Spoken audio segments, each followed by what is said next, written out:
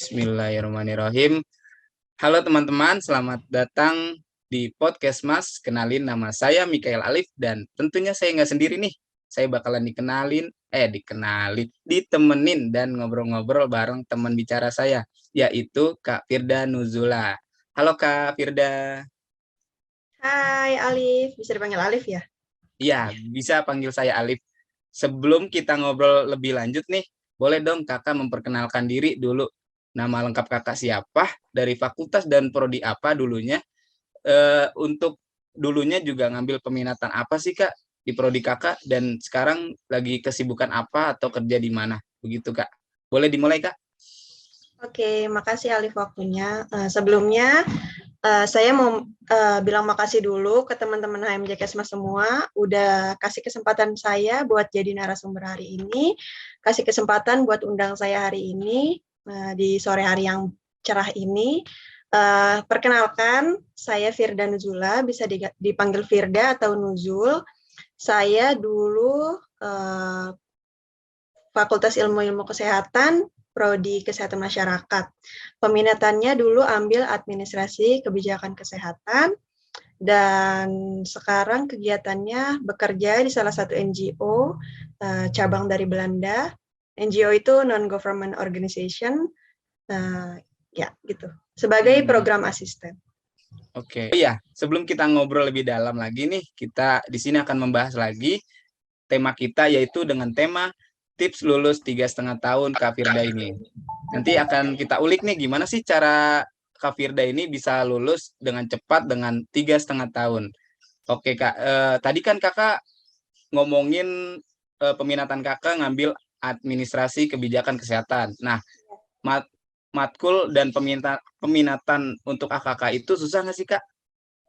Kalau masalah susah atau enggak, itu tergantung ya masing-masing orang. Jadi waktu sejak semester 1 itu kan udah ada nih, kita dapat mata kuliah dasar-dasar, misalkan seperti dasar promosi kesehatan, dasar K3, dasar EPID, pasti kalian udah ngelewatin itu semua. Nah, gitu. Dari situ, dulu sih saya udah bisa ngeliat nih, saya lebih interest kemana, lebih tertarik kemana. Pas ngejalanin dari semester 1 sampai semester 3, nah, itu mulai bisa mastiin diri sendiri. Ternyata saya tuh kurang nyambung kalau pelajarannya K3. Nggak nyambung aja, kurang tertarik juga. Terus nggak nyambung juga sama EPID. Dan ternyata memang sukanya atau minatnya lebih ke kesehatan masyarakat secara umum. Yang nyambung poin akhirnya buat bikin suatu program atau lebih ke manajerial gitu. Wih, Terus hebat banget. kalau balik lagi ke sulit atau enggaknya, ya karena emang dasarnya udah suka dan minat, jadi mau bilang mudah atau enggak, ya sebenarnya mudah aja. Kalau misalkan ada kesulitan, ya bisa tanya dosen, bisa tanya sama temen gitu sih. Karena setiap orang beda-beda. Wah, hebat banget Kak Firda ini. Nah, buat teman-teman yang nonton podcast ini, kalau berminat di AKK nih bisa tanya-tanya Kak Firda nih. Terus kalau sebelum bisa tanya Kak Firda, bisa tanya dosen-dosen. Begitu ya Kak ya? Boleh, pasti ke dosen-dosen dulu lah. Oke, iya betul sekali. Nah, buat teman-teman yang lain pengen tahu nih Kak, Kakak dulu ikut organisasi nggak sih di dalam perkuliahan? Ya, dulu pasti ikut. Menurut saya organisasi itu sebuah kewajiban.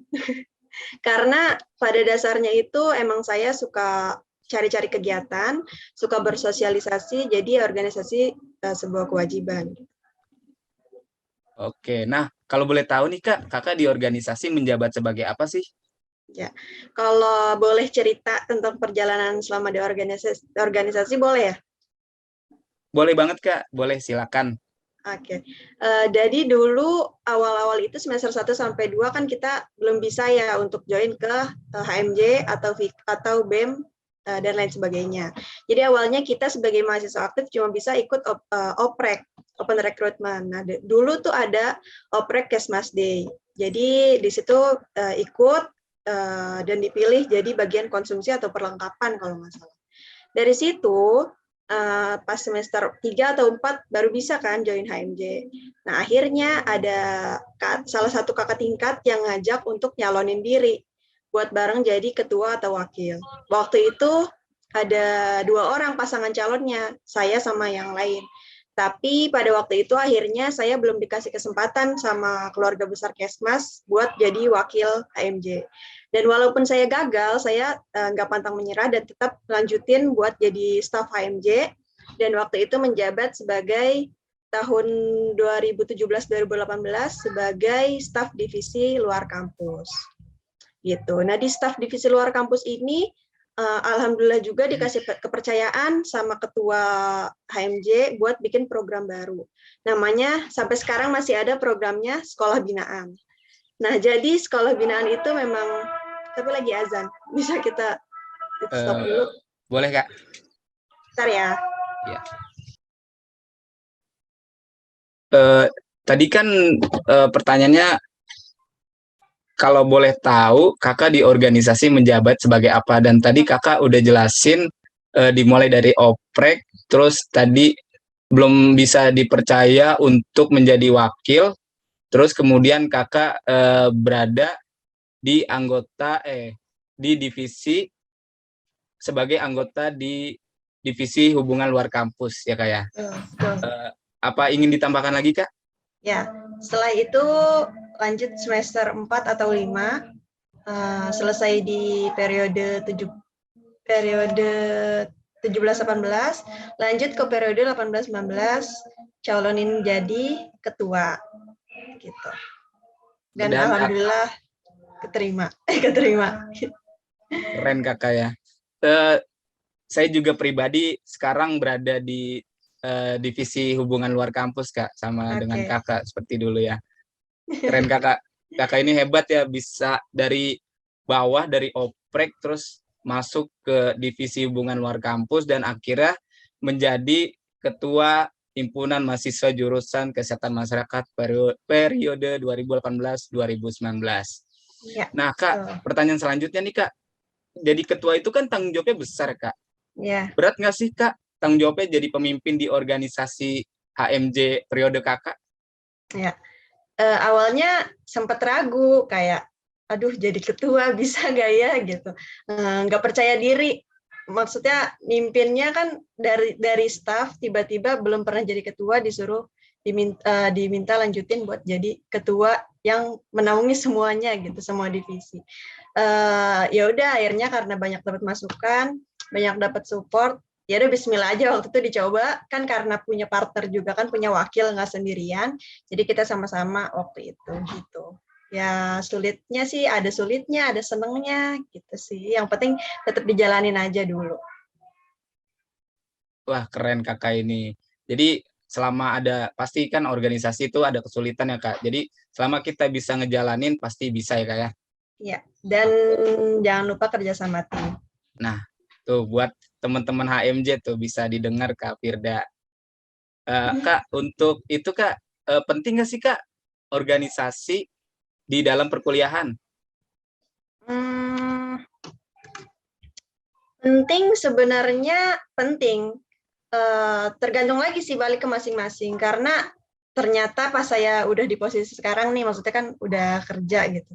Ternyata memang penting loh organisasi itu, karena apa yang akan didapatkan di organisasi nggak kita dapatkan di kelas mata kuliah secara umum gitu. Di organisasi kita belajar untuk mengolah soft skill kita, kayak public speaking, berani berbicara di depan umum, meningkatkan kepercayaan diri kita gitu.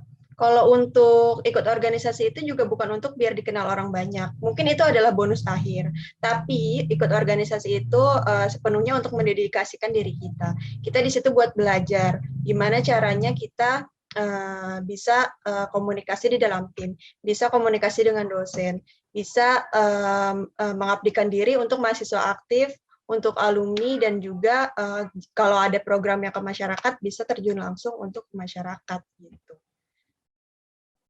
Wah, tuh kan banyak banget manfaat positif yang bisa kita dapat dari ikut organisasi, yang tadi kan bisa menambah soft skill, bisa ngomong di depan banyak orang, ya kan? Untuk pertanyaan selanjutnya nih buat teman-teman yang lain sekedar info nih, kalau Kak Firda Nuzula ini lulusan dengan 3,5 tahun loh. Nah, boleh tuh Kak kasih kita gimana tipsnya bagi waktu antara organisasi dan perkuliahan, apalagi kakak lulusnya cepet kan nih, 3,5 tahun. Boleh kak? Oke, kalau yang pertama tips bagi waktu antara organisasi dengan akademisi dulu ya tadi. Iya kak. Gitu. Kalau bagi waktu akademisi sama organisasi itu kan kita berarti jadi organisator itu di semester 4 sampai semester 3 sampai semester 5. Nah, di situ mungkin pas semester 3 sampai semester 4 pas kita jadi staff, itu mungkin bagi waktu untuk organisasi dan akademisi masih gampang gitu. Kita bisa nentuin prioritas dan tanggung jawab gitu. Kalau misalkan belajar akademisi itu kan tanggung jawabnya kepada orang tua dan diri sendiri. Tapi kan kalau organisasi tanggung jawabnya kepada diri sendiri, kepada organisasi dan kepada orang lain yang membutuhkan gitu kan. Jadi misalkan contoh pas saya dulu masih menjabat, kalau pas di kelas ya udah fokus untuk belajar gitu. Jangan omongin organisasi gitu. Jangan singgung organisasi di kelas gitu. Karena ya kita harus fokusnya di akademisi dulu gitu. Kalau ada tugas kalau bisa langsung dikerjain dikerjain. Kalau ada tugas kelompok sempetin prioritasin tugas kelompok lebih dahulu. Karena kan kalau organisasi paling rapatnya sore atau malam kan gitu. Dan ketua HMJ juga pasti tahu mana waktu yang tepat buat semua timnya bisa bareng-bareng ngobrolin organisasi lagi. Jadi gitu sih. Buat tips bagi waktu ya tergantung kita tahu prioritas gitu. Dan kita juga harus tahu kalau kita udah jadi organisator ya memang kita sudah bertanggung jawab untuk organisasi itu sendiri. Nah, itu teman-teman yang bisa kita dapat dari Kak Firda. Gimana cara ngatur waktu, gimana cara mendahulukan prioritas. Jika di dalam perkuliahan kita lagi belajar, kita utamakan belajar kelompok dulu. Dan untuk di organisasi kita lebih ke organisasi, ngomongin organisasi. Untuk perkuliahan ada waktunya ya Kak ya. Oke, keren banget Kak Firda ini. Kak, untuk sekarang kakak kan kesibukannya di kerja ya, Kak. Itu gimana sih Kak ngatur waktunya kakak dalam bekerja dan dalam keluarga gitu Kak? Oh, kalau itu ya pasti prioritas utamanya kerja dulu. Karena kan kalau sekarang kerja ya kita udah dapet honor gitu. Jadi kita harus prioritasnya ya memang di pekerjaan dulu gitu. Dan ada waktu kerjanya juga kan, nggak full time kita hanya untuk bekerja gitu. Kalau ke keluarga ya bisa dari pas malam hari, terus pas weekend juga kita buat keluarga gitu sih. Nggak terganggu banget lah kalau kerja. Oke, jadi begitu ya teman-teman. Jadi Kak Firda ini emang dari awal dari perkuliahan ini emang pinter manage waktu ya Kak ya. Jadi Ya, jika udah sampai ke pekerjaan itu bisa ke bawah. so, harus Nih terstruktur. ya harus pintar-pintar manage waktu dengan baik biar bisa sukses kayak Kak Firda ini. Saya masih di bawah kok. Kak, apa sih yang kakak dapat dari organisasi yang bisa diimplementasikan di tempat kerja kakak yang NGO tadi, Kak? Oke. Nah karena ini kan apa ya?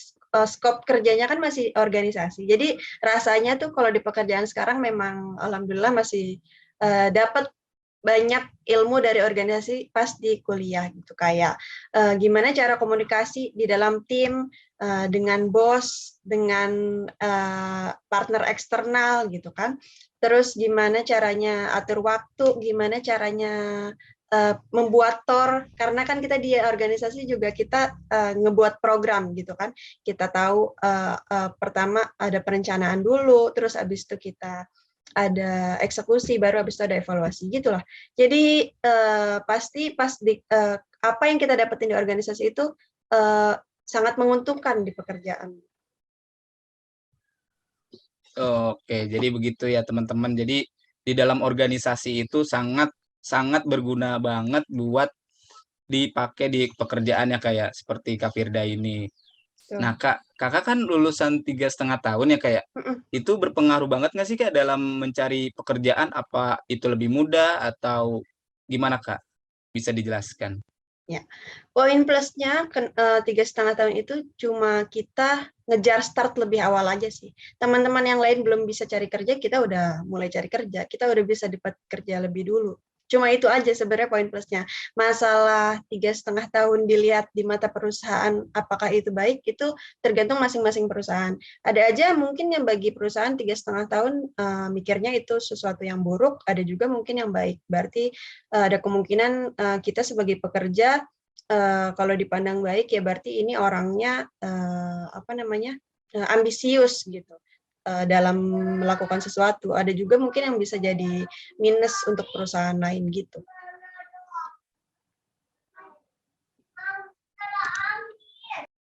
Nah, itu dia teman-teman ya. Jadi tergantung perusahaannya kayak, jadi memandang 3,5 tahun itu seperti apa, poin plus atau sama aja, begitu ya kayak. Iya. Untuk kakak kan lulusan 3,5 tahun ya, balik lagi ya kayak. Betul, boleh Apa banget. sih benefit yang kakak dapat dari lulus cepat ini di dalam perkuliahan maupun di tempat kerja? Kalau tempat kerja kan tadi kakak udah ngomongin ya. Bagaimana kalau di tempat di perkuliahan kak? Benefitnya seperti apa? Kalau benefit sendiri di kuliah ya alhamdulillah kita bayarnya cuma 3,5 tahun gitu. Kita nggak lanjutin bayar untuk semester berikutnya, memudahkan orang tua juga dan memudahkan diri sendiri juga karena ya belajarnya udah selesai gitu. Tinggal fokus ke cari kerja gitu. Gitu aja sih kalau yang dalam perkuliahannya.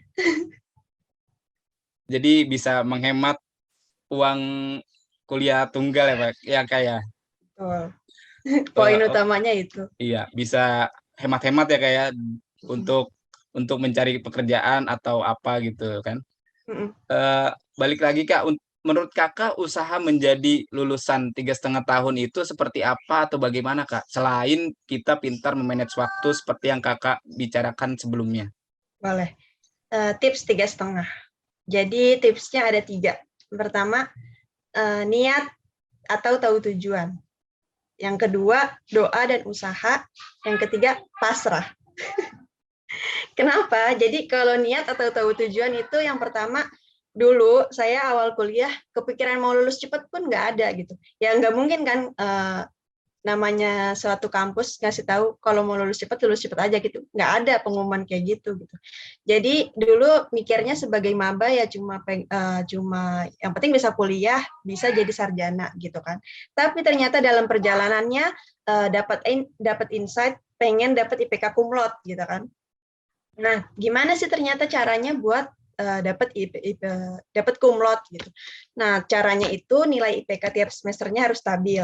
Jadi usaha sebaik mungkin IPK stabil, kalau bisa dari tiap semester ke semester itu naik.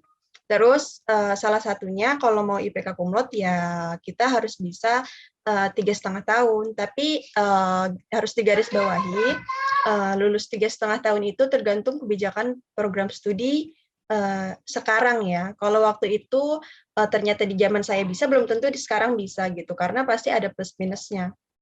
Terus niat dan tahu tujuan itu didukung juga. Enggak, itu udah niat dan tahu tujuan kan udah. Saya waktu dulu udah tahu tujuannya apa. Terus akhirnya yang kedua tipsnya adalah doa dan usaha. Doa kalau nggak diiringi sama usaha kan nggak akan terwujud gitu kan. Jadi usahanya adalah dulu bikin mind mapping. Mind mapping ya sama aja sih. Mengorganisasi diri sendiri, bikin rundown buat diri sendiri. Gitu dulu saya. Jadi yang paling saya ingat dulu waktu semester 1 itu kan kita ikut ISQ.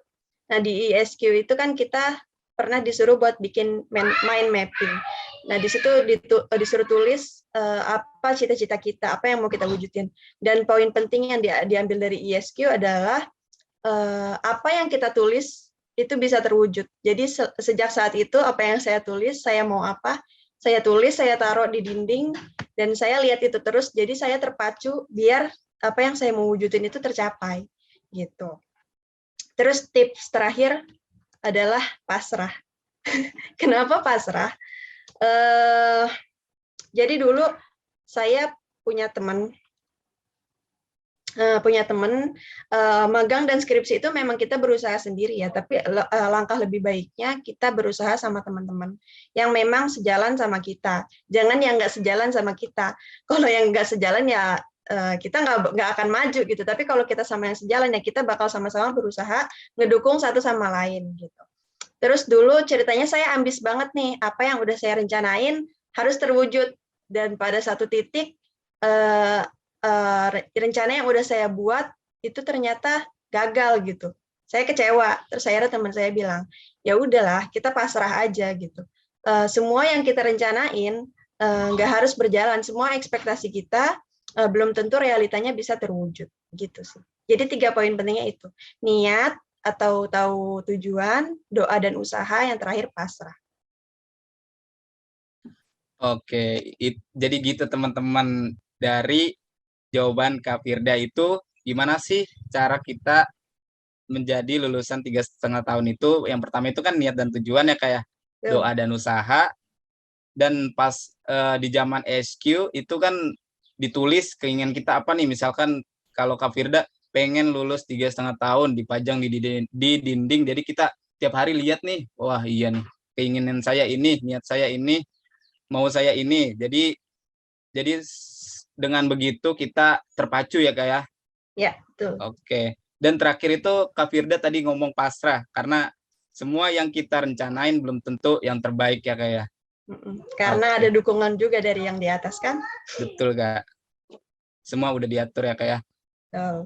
Oke, gimana selanjutnya, pertanyaan selanjutnya, gimana sih cara bagi waktu untuk keluarga Kakak di saat Kakak organisator dan di dalam perkuliahan Kak? Kalau di dalam pekerjaan kan tadi Kakak udah bilang ya.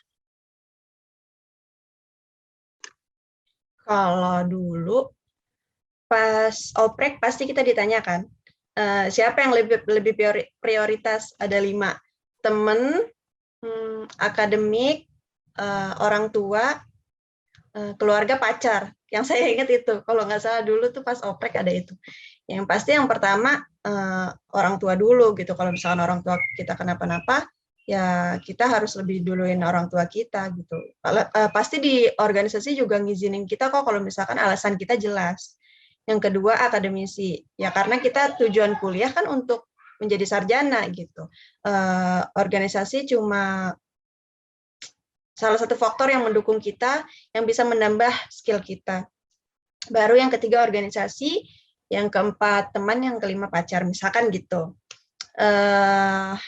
Kalau bagi waktu untuk keluarga, ya yang seperti saya bilang tadi, kalau alhamdulillah di keluarga saya juga maksudnya ngedukung-dukung aja ya, karena kan bilangnya kita kuliah gitu ya, kuliah misalkan ada juga kan kuliah malam, kalau misalkan udah kuliah offline ada juga kuliah malam, habis itu organisasi ya nggak apa-apa gitu. Karena kan Sabtu Minggu nggak bakal organisasi gitu. Jadi aman-aman aja sih. Oke, jadi begitu ya kayak di dalam oprek kan kemarin saya pribadi pun juga ditanya seperti itu Kak. Oh, Jadi masih ada ya iya pertanyaannya? masih ada. Iya Kak.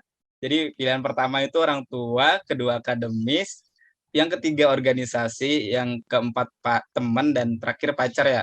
Ya Kak ya. Jadi Ya, untuk bagi waktu untuk keluarga itu masih bisa ya Kak ya. bisa. Bisa, Harus alhamdulillah, prioritas. prioritas ya. Di mana keluarga itu nomor 1 ya Kak ya. Betul. Jadi Pasti kalau alasan kita jelas juga ketua dan wakil pasti memaklumi. nah begitu teman-teman. Jadi selama alasan kita jelas untuk keluarga itu pasti akan diperbolehkan oleh ketua dan wakil ya Kak ya. Ya. Oke Kak, pertanyaan terakhir nih Kak. Gimana sih tips menjadi mahasiswa yang lulus 3,5 tahun? Silakan Kak. Tipsnya, sebenarnya tadi udah ya, yang 3 itu. Iya Kak, untuk mempertegas aja Kak, untuk teman-teman dan penonton podcast Mas kita ini. Oke. Jadi yang pertama, sebelum kita punya niat dan tujuan, kita harus cari tahu dulu kebijakan di kampus kita itu seperti apa, apakah diizinkan untuk 3,5 tahun. Jadi sebelum ternyata kita udah ambisius, tapi ternyata dari kebijakan nggak mendukung kan juga nggak bisa gitu. Kita, oh iya, catatan penting, kita nggak bisa memaksakan harus lulus 3,5 tahun karena pasti Prodi juga tahu. Prodi juga punya kebijakan sendiri gitu. Jadi jangan karena ambisius harus maksa biar bisa. Terus ya terakhir 3 tips yang tadi itu, tahu tujuan dan punya niat, doa dan usaha, dan terakhir pasrah. Dan menjadi pribadi yang terstruktur. Oke, mantep banget Kak Firda ini. Jadi kita harus jadi pribadi yang terstruktur karena hidup kita harus terstruktur ya kayak. Jadi nggak boleh acak-acakan gitu. Jadi itu dapat membantu kita di kehidupan ya kayak. Sebenarnya boleh aja sih. Kalau semua yang saya bilang di sini kan kita cuma sharing aja ya. Belum tentu ada orang yang bisa ngikutin yang saya kasih tahu ini gitu. Karena ambisius boleh, tapi kalau capek ya udah berhenti dulu gitu, jangan terus-terusan ambisius gitu. Kalau misalkan ternyata di pertengahan jalan ada yang nggak tercapai, ya udah gitu. Harus terima keadaannya ternyata seperti itu. Kalau memang dikasih jalannya buat 3,5 tahun, ya alhamdulillah. Oke, jadi kesehatan itu intinya yang utama ya kayak. Ya. Oke, baik. Kesehatan mental. Iya. Kesehatan mental. Jadi kesimpulan dari podcast hari ini yang bersama Kak Firda Nuzula ini yaitu tidak usaha yang mengkhianati hasil ya teman-teman. Dan masuk lagi ke dalam organisasi ini tidak seseram yang kalian bayangkan loh, melainkan kita bisa melatih soft skill dalam hal public speaking dan mengatur waktu. Oke, aku ulangi lagi ya. Tips lulus 3,5 tahun dari Kak Firda ini yang mungkin saja berguna bagi teman-teman yang menonton podcast hari ini kali ini. Tips pertama yaitu niat dan tujuan, dan kedua doa dan usaha, dan terakhir itu pasrah. Oke, terima kasih Kak Firda. Kak Firda nih, apa sih kesan dan pesan untuk podcast Mas kita kali ini? Oke, kesannya bagus banget karena dari zaman-zaman sebelumnya, periode sebelumnya nggak ada nih kayak gini. Ternyata HMJ sekarang mengikuti perkembangan zaman, jadi pesannya agar diteruskan adanya podcast Mas seperti ini. Terus semoga bisa mendatangkan narasumber-narasumber yang lebih oke dari saya, karena sebenarnya alumni itu banyak loh yang lebih oke dari saya gitu. Tinggal kaliannya mau cari tahu atau enggak. Terus semoga materi-materinya lebih oke lagi. Oke, gitu ya teman-teman panitia, boleh ya kita undang narasumber yang lebih oke, walaupun Kak Firda ini udah lebih oke loh, ketua HMJ periode 2018-2019, ditambah lagi lulusan 3,5 tahun. Wow banget kan? Oke. Oke, boleh saya tutup ya Kak. Terima kasih banyak Kak Firda sudah memberikan tips ke kita semua. Terima kasih untuk waktunya. Semoga tips ini bermanfaat bagi yang mendengarkan podcast kali ini. Sekali lagi saya ucapkan terima kasih banyak Kak Firda, dan sesi terakhir kita foto bersama. Terima kasih Alif, keren banget jadi MC-nya. Baik, terima kasih.